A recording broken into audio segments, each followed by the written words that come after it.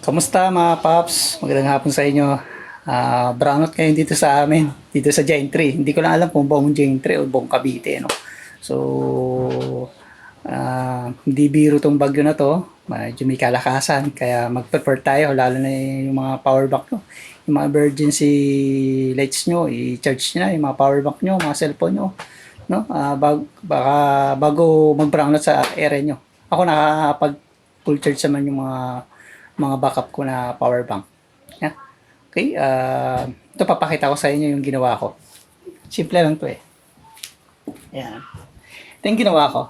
Kasi nga, walang kuryente. Ang ginawa ko, ito meron akong power inverter, tapos yung battery ng motor. Ayan. Battery ng motor, yan. Ito yung gamit ko yan.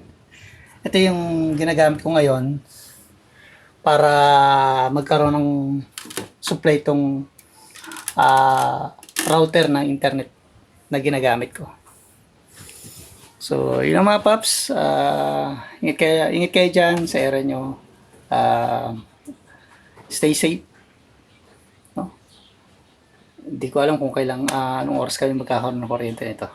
So, hindi ko rin alam kung gaano katagal tong yung battery ng motor na ginawa kong source of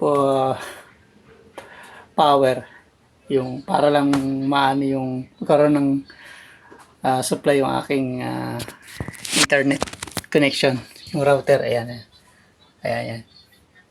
So, salamat nga pala kay Pops Jeffrey, yung binigay mong battery sa akin. Ayan, nagagamit ko. Salamat sa iyo, Pops Jeffrey.